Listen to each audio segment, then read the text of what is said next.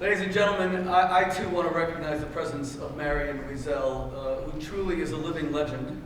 You're sitting in a room with someone who could close her eyes and actually witness yet again and see Hitler's Anschluss between Germany and Austria of 1938, who actually watched Hitler's first major invasion of a major European country that would lead to the greatest conflagration in the history of the world, the Second World War, the annihilation of 6 million Jews, including 1.5 million children, but also the liberation of its most famous survivor, Elie Wiesel, by an African-American serviceman in General Patton's army.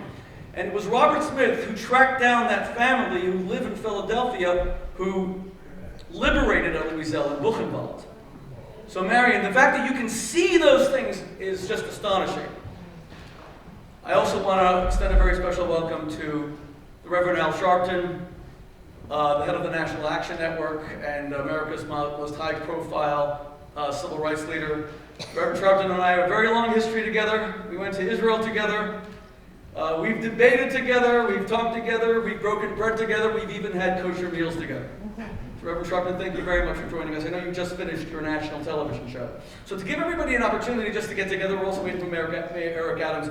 We're going to now bring, what a highlight of the evening, Joshua Bell is one of America's most celebrated musicians, one of the greatest violinists in the world. I want to tell you, Clive, of all the things that Carnegie Hall could have done for us tonight, helping us secure Joshua Bell and Emmanuel Axe to play right now.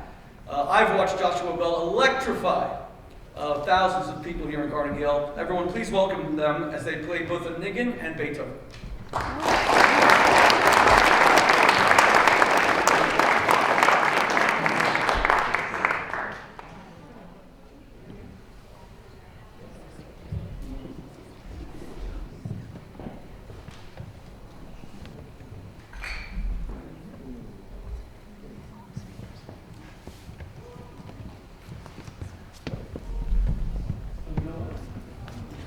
They're waiting to come. Julie, are we ready for the special little video presentation we have? Is that geared up, ready to go? Julie? Okay. Are we waiting for Joshua Bell? Okay. The video. Oh, I'm sorry. Is that ready to go? I'm not sure. I called in exactly. Okay, but what about our musicians? Because one of the reasons I want to bring Joshua Bell and Emmanuel Axe on now is I was told that they have a hard stop to leave, so we don't want to lose them. But if that hard stop has changed, are they coming? I'm not sure. Okay. Continue right now. Okay, ladies and gentlemen, you're going to have me. I'm not so bad. I'm not Joshua Bell, but I'm not so. I am shorter. America's original sin is slavery. Its first abomination, segregation. The world's oldest hatred, anti-Semitism. But that is not what binds the black and Jewish communities. It is not a shared history of persecution. It is rather a shared promise of spiritual deliverance. My friends, my children are here tonight. We have 9, thank God. And I shoved them into an RV a few summers ago. We drove all the way to Memphis, Tennessee. And I told them, there's a place that you have to see. And it wasn't Graceland, and it wasn't even the Lorraine Hotel.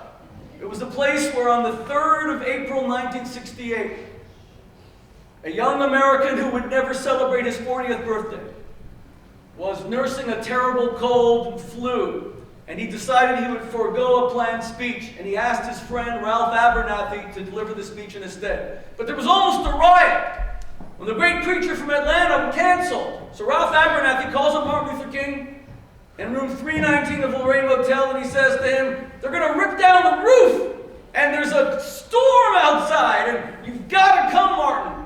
And with no preparation, not having expected to speak, Martin Luther King, sick and weak, belts out the greatest American speech of the 20th century.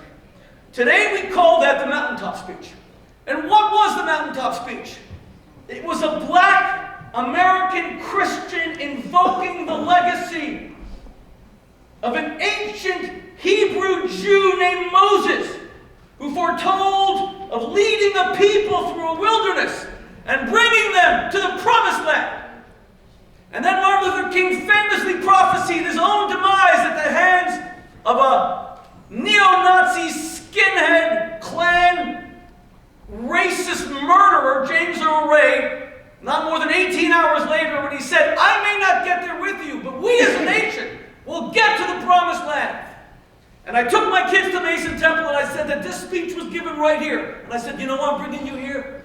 It wasn't because he laid down his life so that his people might be free.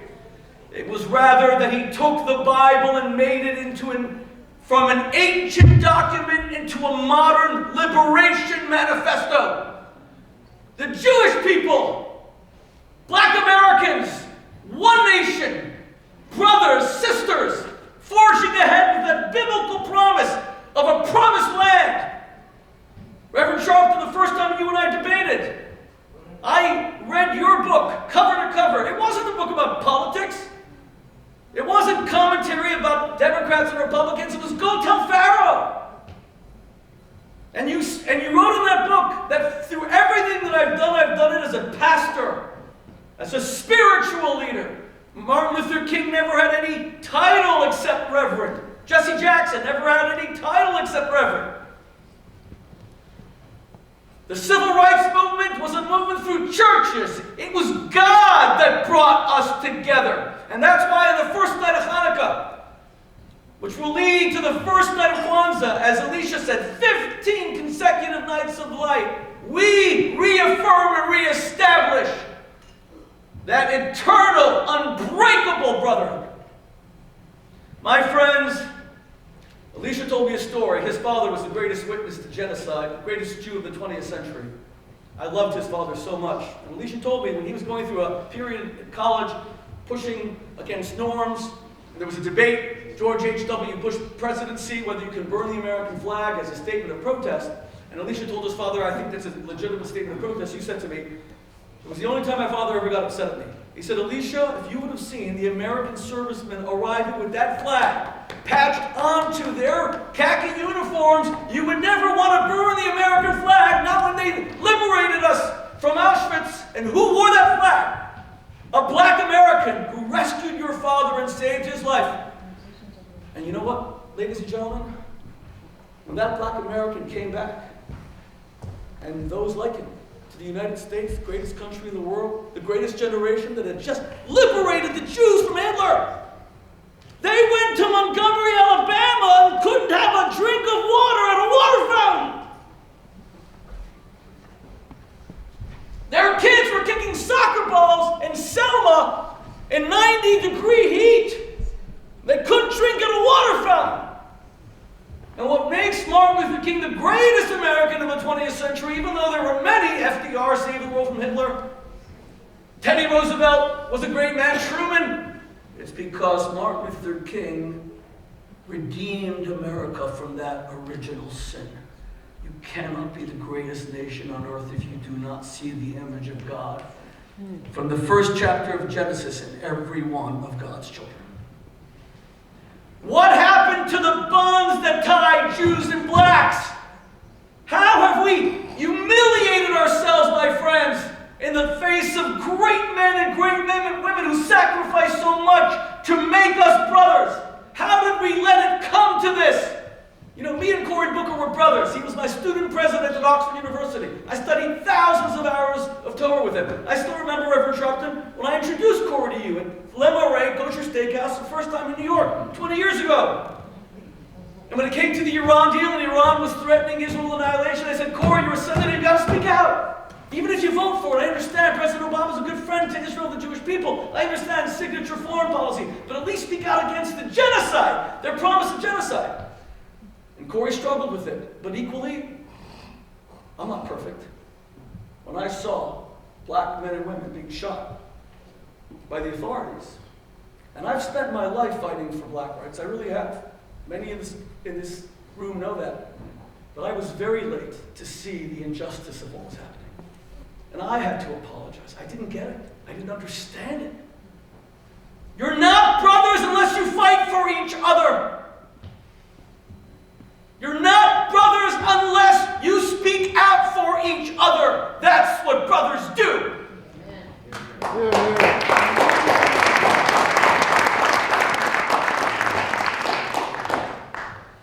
Kanye West is not an enemy of the Jewish people. Kanye West is an enemy of the black people. Kanye West said that George Floyd died of a fentanyl overdose. An innocent man had a knee on his neck, and we all watched as the oxygen was sucked from his lungs. And murdered in cold blood. And it was a black man who said that he was killed by fentanyl. And Reverend Sharpton, I saw how hard you fought for the dignity and the rights of George Floyd. And my father died right around that time, 2 days before George Floyd. We moved his body to Israel, middle of a global pandemic. I get to Israel, I'm treated like usually. Reverend Sharpton, I'm sure you remember our trip there. Shimon Peres was your host, former president, prime minister, foreign minister of Israel at the time.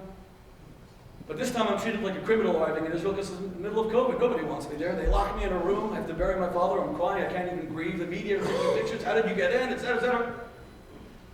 I tell my wife, I've got to go back to America where I'm allowed to pray. At least the synagogues here were still open. I come back to New York. My whole heart is shattered. And I suddenly see tens of thousands of people marching on the streets of New York because finally, when a man died, you know, there's a famous prayer that we Jews say on Yom Kippur, the Day of Atonement. We say, please forgive us, O Lord, for the sins we have committed before you with uplifted eyes. Eyes that don't see. Eyes that pretend they don't see. And how many times does a man close his eyes and pretend that he just doesn't see? We had seen so many shootings, but we all pretended it was legitimate, and we just didn't see. You know, Raval, we've been friends for 2 decades. You have your critics. But the reason why I have maintained our friendship is that you are a champion of your people. You fight for your people, and I will respect any man who truly fights for his people. Well, Raval, I'm running out of time. But I also told you in Jerusalem, and I remember the King David Hotel in your suite. I sat down and I looked you in the eye and I said, Raval, you sit in the seat of Martin Luther King. Whether you want to or not, you're the most high-profile civil rights leader in America, and with that glory comes grave responsibility. Raval, you got to speak out for your Jewish brothers and sisters. We need you to speak out for your Jewish brothers and sisters. Now is the time. We have to condemn anti-Semitism with all of our hearts, with all of our minds. My friends, I'll tell you one final thing. When someone like Kanye West praises Hitler, can you imagine how painful that is? Elisha never knew his grandparents because of Hitler. Grew up with no grandparents. His aunt was murdered by Hitler. 1 generation. Hitler believed that we were not brothers, we're not sisters. He believed in a master race. And only throughout the war, until he lost it, only one man proved him wrong. That man was a black man. The 1936 Olympics. And his name was Jesse Owens. And when I saw the incredible Smithsonian Museum for African American History, and I know, Robert, you were instrumental in helping build that incredible museum, and I was there on the first day. I somehow got tickets, not through you, I got tickets. And the first thing I asked who was there is I said, I want to see the cleats that Jesse Owens wore in 1936 in the Olympic Stadium, where a black man proved that white supremacy is total garbage. Hollow nonsense, pure stupidity. Let us stand together, condemn Jew hatred, condemn racism. Let us be brothers and sisters again. Ladies and gentlemen, God bless you. I believe that God's will is now ready.